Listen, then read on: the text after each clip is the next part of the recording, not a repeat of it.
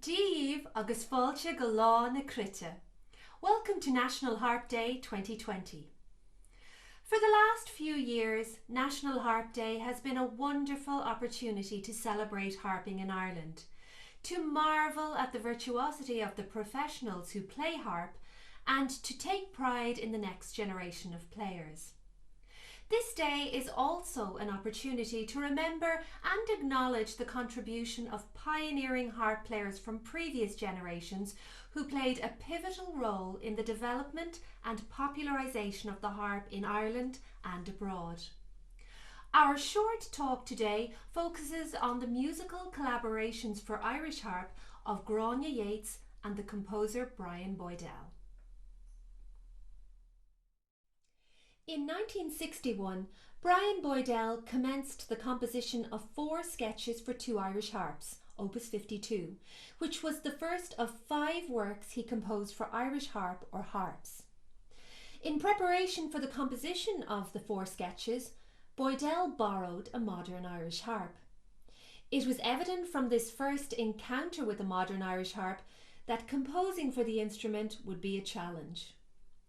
The instrument is chromatically limited, and until the 1960s, the modern Irish harp was not considered to be an instrument suited to the performance of contemporary music. But what attracted Boydell to the Irish harp in the 1960s? In an interview in 2005, Boydell's son Barra commented, quote, "If it weren't for Gráinne Yeats, the Irish harp would never have entered my father's sound world." I think he had really little or no interest in Irish music. He slightly disdained it, but occasionally drew on it on a subconscious level. So the fact that he did write for Irish harp was definitely Gráinne's influence. End quote.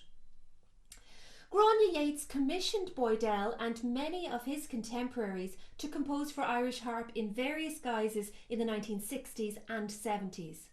And she was largely responsible for premiering these compositions and performing the works nationally and internationally. The first professional collaboration of Boydell and Yeats was in December 1958, when she was engaged as a soloist for performances of Handel's Messiah with Trinity College Dublin's Choral Society. The performances were directed by Joseph Gruco, and Boydell played oboe in the orchestra. Yeats's performances were well received, but perhaps more significantly for Boydell and Yeats, it initiated a professional relationship and a close personal friendship between their families which spanned 4 decades. Gráinne Yeats, née Ní Heagartaigh, was born in April 1925. Regarded as a pioneer in the harping world in Ireland in the latter half of the 20th century, she was a harper, singer, teacher, arranger, historian, academic, founder-member of Gráinne Yeats, Friends of the Harp, and is credited with reviving the centuries-old practice of wire-strung Irish harp performance. She studied history at Trinity College Dublin and was an active member of the Historical Society, where she met Michael Yeats, whom she married in 1949. After her studies, she focused on piano and voice lessons at the Royal Irish Academy of Music. In 1959, Yeats became a member of the Dowland Consort, a semi-professional vocal ensemble founded and directed by Brian Boydell. The consort performed regularly together, both nationally and internationally, and made numerous broadcasts on RTE and BBC from 1959 to 1969.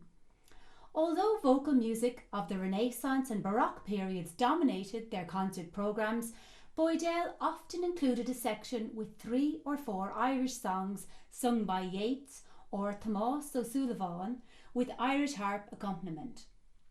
In 1959, Boydell dedicated his Shiel Martin Suite to Yeats, and he chaired many of her Arts Council funded lectures on the history of the harp in 1963. Most importantly, he introduced her to other contemporary composers who composed and or arranged works for her. She, in turn, introduced these composers to the music of renowned harpers such as Turlough O'Carolan, Cornelius Lyons, and Thomas and William Kennellan. Yeats's commissioning of contemporary works was a vital step in the evolution of music for the modern Irish harp in the 1960s. Yeats, along with fellow harpist Mercedes Bolger, commissioned Boydell to write the 4 sketches for 2 Irish harps in 1961, and they performed it at a seminal recital entitled My Gentle Harp at the Ablana Theatre in March 1962, along with newly composed pieces by Ruth Mervyn and T.C. Kelly. To say this evening was a defining moment in the history of the Irish harp in the 20th century is not an exaggeration. The premiering of works by contemporary Irish composers changed the perception of the modern Irish harp and introduced the instrument to audiences and composers who hitherto had shown no interest in it. In fact, when the sketches were later performed as part of the Royal Irish Academy of Music's recital series in February 1964, the critic Charles Acton commented in his review, quote, "The first 2 sketches in particular remain outstanding and a real pioneering contribution to a fascinating medium. They should be a spur and a challenge to other composers such as Saoirse Bodley and Sean O'Riada." End quote. So what made the sketches so original? Quite simply, by treating 2 Irish harps as one fully chromatic instrument, Boydell extended the palette of pitches available to him. The 2 harps became a blank musical canvas which was stripped of any musical or cultural connections with Irish folk music or traditional harp repertoire played on wire-strung or modern Irish harps. The 4 movements are varied in character and tempo, but unified in terms of compositional techniques.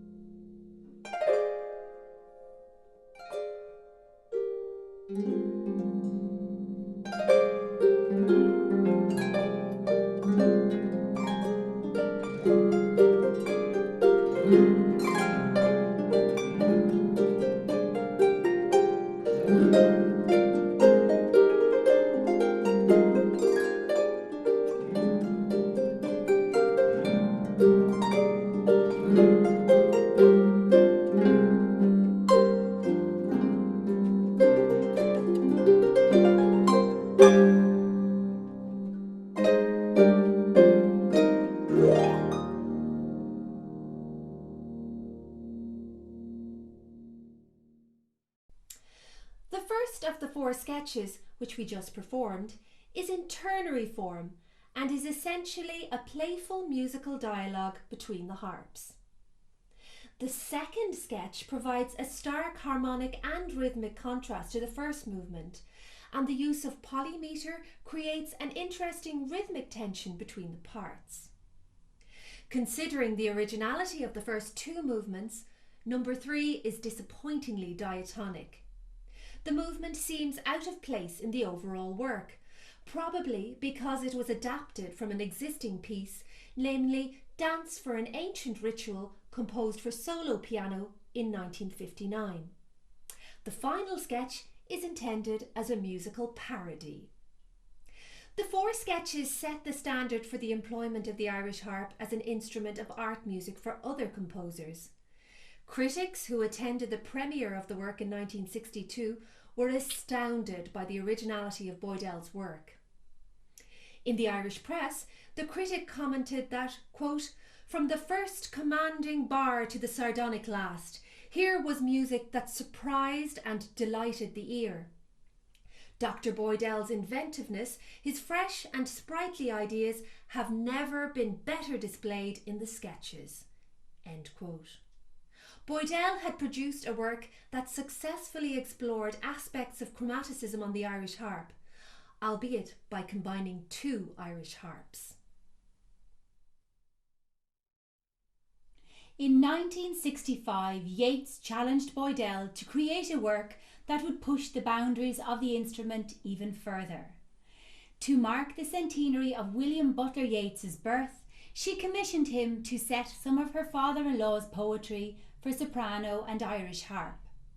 The result was 3 Yeats songs, opus 56A, undoubtedly the most complex piece ever written for a singer-harpist. Yeats premiered the work on the 24th of March 1966 at the Abbey Lecture Theatre Hall, Dublin. The 3 poems by Yeats, which Boydell chose to set to music, are from collections published over 13 years. A Wishes for the Cloths of Heaven is from the collection The Wind Among the Reeds, A Drinking Song from The Green Helmet and Other Poems, and Red Hanrahan's Song About Ireland from In the Seven Woods. It is not clear whether Gráinne Yeats suggested the poems to Boydell or whether he chose the texts. In any case, the 3 poems are meditations on the theme of love, both human and patriotic. The text is of primary importance in these songs, and the harp accompaniment is subservient to the vocal part. At the beginning of each song, Boydell indicates a specific tuning for the harp in each octave. The remaining unavailable chromatic pitches are generally incorporated into the vocal part, thus facilitating complete chromaticism from the harpist singer. The first song, He Wishes for the Cloths of Heaven, is based on one of Yeats's most popular poems. The immortal line, "Tread softly, because you tread on my dreams," has been set to music by many composers over the years. The second song, A Drinking Song, appears initially to be an inconsequential piece. One might expect to hear a typical Irish drinking song, such as Prabs an Owl. But from the opening bars of the accompaniment, it is clear that Boydell has no desire to present an idiomatic Irish piece in 6/8 time. The final song is Red Hanrahan's Song About Ireland. Kathleen the Houlihan, the powerful mythic symbol of Irish nationalism, is the central character in this song. Boydell set this poem about the protagonist in a dramatic, elaborate recitative style, with the harp generally used to mark an important word in the vocal line or to fill moments of silence between phrases. Mary Louise will now perform the second of Boydell's 3 Yeats songs, A Drinking Song.